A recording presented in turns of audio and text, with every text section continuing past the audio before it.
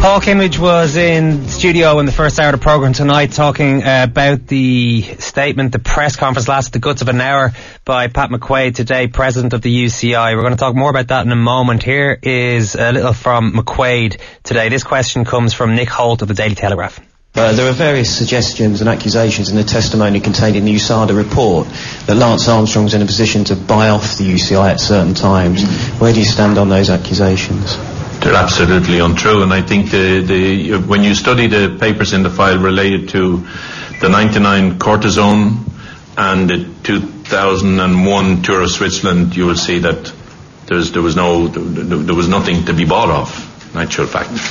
And the UCI would absolutely deny that ever happened. In terms of the UCI's acceptance of the donation from Lance Armstrong, you've admitted that it's wrong. But surely that's a straight resignation issue in itself, not just to have accepted the money at the time, but particularly with hindsight.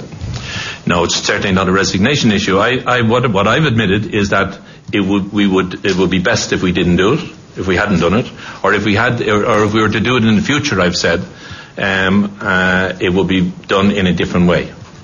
But there's still no connection, and there's an article there's a piece in that file. There is no connection between the donations that were given to the UCI and a test covered up, because there was no test covered up. There was nothing to cover up. Take it in a different way, what was that? We'd take it and we would address it in a different way in terms of how we accepted it. If somebody came along, and you got to understand, and again, put yourself back in at the time in 2002, 2004 and 5, whatever.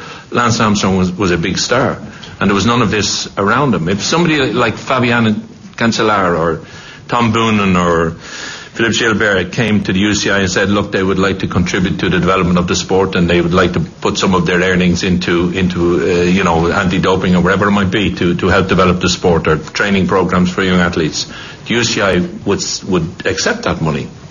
But we accept it differently and announce it differently than we did before. And you would still accept money for I've seen a quote from Dick Pound saying that he sees no problem with athletes contributing to the development of the sport.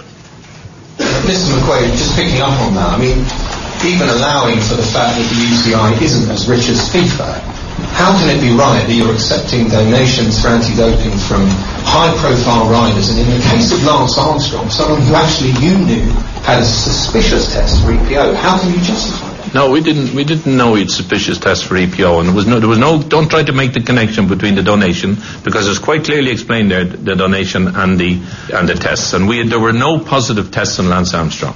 No, I said a suspicious test. You knew the UCI. There are no positive tests on him. No, but how can you accept a donation for fighting doping when you know that the rider himself has had a suspicious test for EPO? We accepted it because we used the money to assist in the fight against doping. But how can you justify that? Well, it was done, and it was done openly, and the money was used to put to good use. Pat McQuaid speaking there today, UCI president. We're joined by David Walsh, Sunday Times chief sports writer, author of From Lance to Landis, amongst others. David, thanks very much for talking to us on an extraordinary day. Lance Armstrong stripped of his titles, banned for life. Pat McQuaid says Lance has no place, or there's no place in cycling for Lance Armstrong. Did you think this day would ever come? No, I didn't, if I'm being honest. I was pleased to hear them, but I didn't feel like genuflecting before Pat McQuaid and the UCI and saying thank you. For me, their sanctioning of Armstrong now, or their acceptance of USADA's sanctioning of him, conceals something that was very wrong about this, something that just doesn't add up. And what I'm talking about is, Pat McQuaid saying today that he was shocked by what he read in the USADA report. My feeling is that if Pat McQuaid had wanted to know what Lance Armstrong was doing, it was very easy for him to find out. And my belief is that Pat McQuaid and UCI didn't want to know what Lance Armstrong was doing. And what we've got today is a kind of a crocodile tears from UCI. And I would love if there was people in UCI management committee who were saying, we have to investigate our performance in this, because what we've got here is the Tour de France history now that has been seriously compromised by doping. reduced to a farce almost. And the people who were the custodians of the sport during this period should be accountable and, in my view, shouldn't be in the positions they're in now. You have made that abundantly clear over the last couple of weeks that you feel that Pat McQuaid must step aside. There was nothing that he said today that convinced you otherwise. No, absolutely not. I mean, if you consider one thing Pat McQuaid said, he said that, he said UCI indeed would like to thank those riders who are now honest, who told the truth. Now, to me, that was hugely hypocritical.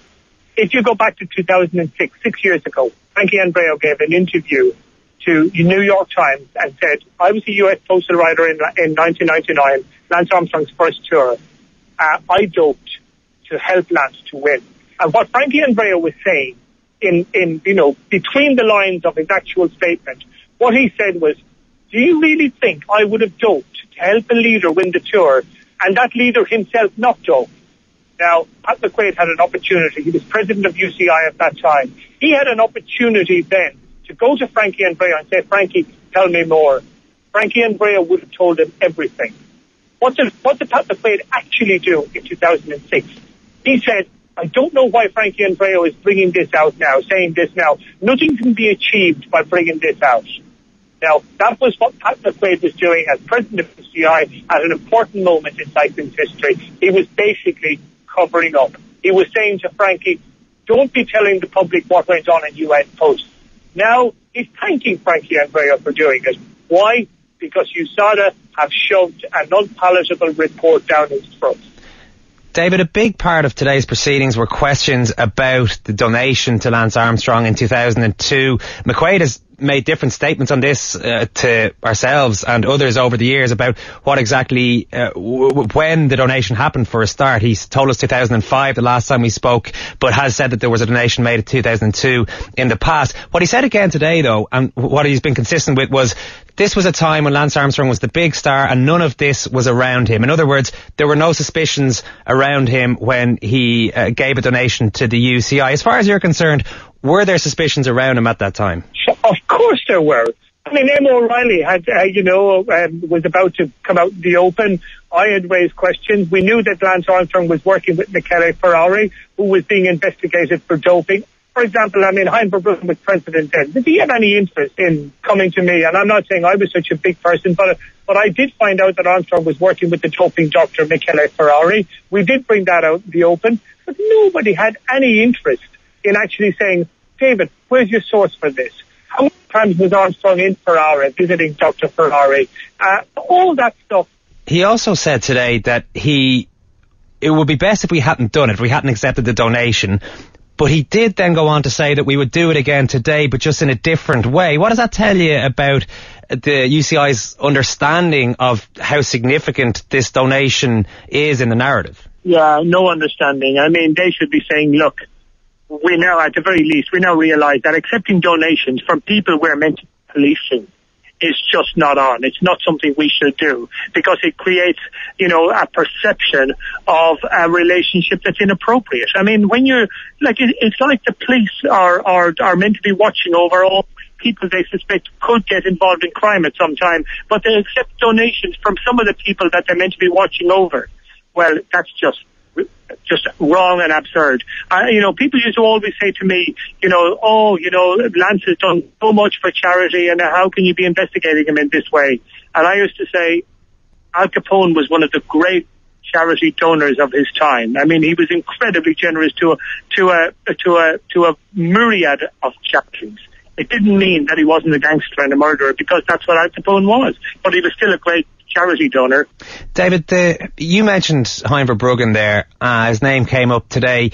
I was quite interested in Pat McQuaid's attempts in one way to distance himself from what happened pre-2005 when he was elected as president, but also in another way to defend the UCI before he took over. Was he convincing to you in that regard? No, absolutely not. And in my view, you can't have it both ways. And Pat McQuaid wanted to have it both ways. He wanted to say, look, by the way, I only came in September 2005. So all the stuff that happened in terms of Armstrong's 7 tour victory, don't land that on me because it wasn't on my watch.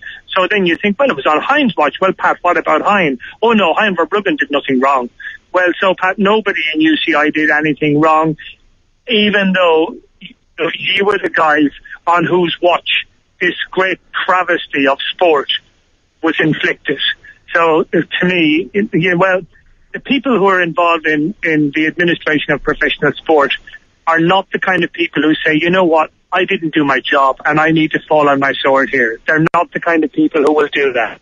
And to me, you know, I didn't expect Pat McQuaid to resign. Somebody said to me this morning, do you expect a surprise resignation? I said, well, I'll tell you, it will be a surprise, and we weren't surprised. Why is that, David? Can you tell me, first of all, how long do you know Pat McQuaid for? I've known him since, I think, 1980. I started working as a sports reporter in the Irish press, and that's many, 32 years ago. He was a writer then, writing in the Ireland teams in the Tour of Ireland, Ross Tolson, and I would have interviewed him, and he was a good writer, writing at amateur level, on Ireland teams in those, and I would have formed a relationship with him then. I got on okay with him, nothing special, but nothing bad, and he's become a big-time administrator in cycling now, and it doesn't matter to me that he's Irish or that he's a guy I once knew. You judge him on his performance, and his performance has been lamentable. Based on what you know of him and what you've seen of him within the UCI and his position now, I am very curious as to why he doesn't simply resign, because he could put himself in a situation where, look, I was in charge in that time. There've been a lot of victims of this. A lot of people have had to step down. I'm one of them. And then he could possibly move on and do something else. But why is it, do you think, or do you have any theory as to why he's clinging to this position under so much pressure? I think it's a job. I imagine it's a pretty well-paid job. I imagine it comes with some luxuries. I don't know that he lives in Switzerland. I wonder, is it a UCI paid for house, stuff like that. I think the conditions, I imagine when he travels business class. So, what would he move to that would be better than what he's got? I don't know. And my feeling is that for a guy in his position, it's a case of cling on no matter what. Now, I think for Pat McQuaid and Hein Verbruggen to stay in their positions, I think they need Lance Armstrong to keep denying that he ever doped. I think they need Lance Armstrong not to tell the truth about what went on, because I think if Armstrong told the truth, it's a very difficult situation might become even more difficult for Hein Verbruggen and Pat McQuaid, because Lance Armstrong had a very good relationship with those guys, and I believe that if that relationship hadn't been so good, it would have been much more difficult for Lance Armstrong to survive. I mean, and I go back to a simple question I would like for Pat McQuaid. When Frankie Andreu came out in 2006 and said, I doped to help Lance, now this is, 6 years ago, why didn't you, Pat, go to Frankie Andreu and say, look, tell me what was going on in that US postal team, because we feel Armstrong was clean. Is that true? And Frankie Andreu would have said, are you joking, Pat? Are you serious? Is this a serious question? But Pat didn't do that. He said Frankie shouldn't talk. Now, why would a cycling administrator say, not cycling administrator, the president of UCI say to a rider, if you doped, don't tell us? Surely he would want to know to get a better understanding of the problem so that he can better deal with it. David, just one last angle I want to ask you about before I let you go. I appreciate your time is precious today, of all days. The lawsuit against Paul Kimmage that Verbruggen and McQuaid are taking was brought up today, and McQuaid said, look, this is a separate issue from the USADA affair. He said the case has nothing to do with what's going on with USADA. It's nothing to do with Lance Armstrong. And he accuses Paul Kimmage and his colleagues in the media, I can only imagine that you're one of those, of trying to connect the two. Does he have a point there? No, absolutely not, because they are totally connected. UCI in Pat McQuaid and Hein Verbruggen have decided to sue Paul Kimmage for Paul Kimmage daring to suggest that Lance Armstrong was a protected rider by the UCI. Now, what you've got here is in 3 affidavits, riders have said Lance assured them that he was a protected rider. So Lance Armstrong himself has made this claim to teammates, and that's in legal documents now. So the simple question for Pat McQuaid is, why would you sue Kimmage for saying something that a far more powerful man in world cycling, i.e. Lance Armstrong, has said, and not sue Armstrong? Why not? For me, this action against Paul Kimmage is vindictive. It's wrong. It's ridiculous. And it should never have happened. But given that it has happened, it should have been dropped long before now. And I just think UCI are an embarrassment. And this was a ridiculous thing to do. And if they were truly interested in clean sport, do you think they'd be suing Paul Kimmage? Was probably, the greatest anti-doping campaigner the sport has known. It just doesn't bear kind of rationalising. You shouldn't even have to be having this discussion. And to me, it's a disgrace. David Walsh, listen, thanks so much for taking the time to talk to us tonight.